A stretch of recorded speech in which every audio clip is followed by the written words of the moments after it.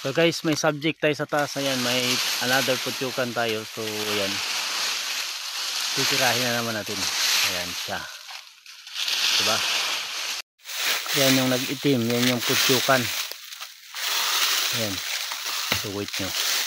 So ganito nga pala maghuli ng mga idol, pausukan mo yung honeybee para alis sila dun sa bahay nila, saka aakyatin. So let's go. Makyat na yung warrior natin sa taas guys.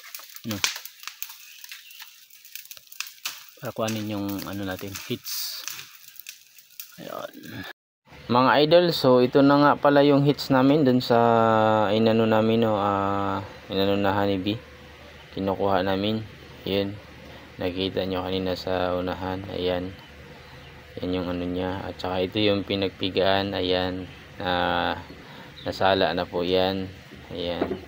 Ayan, malinis. Ito yung kanyang kalaba na tinatawag sa amin o kanyang bahay. So ayan, nakakamiss lang sa probinsya mga idol dahil ang dami mong pwedeng gagawin, pwedeng i-vlog. Yan, tulad yan, panguhuli ng honeybee. So napakaganda nito sa bata idol, vitamins.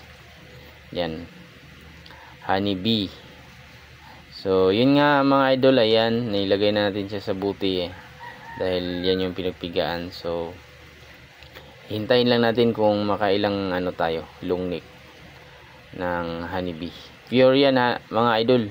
So nakikita nyo yung simula na nakita namin, inakyat, yun. Yan, pure yan, walang halo yan, talagang purong honeybee yan. Yan, napakaganda niya na vitamins para sa mga bata. So ayan siya mga idol, di ba? So ayan idol, naka tatlong lungnik tayo mga idol. Ayan, nakakatuwa lang isipin na pag ganun lang, nakatatlong lungnik tayo. So binibinta din po yan.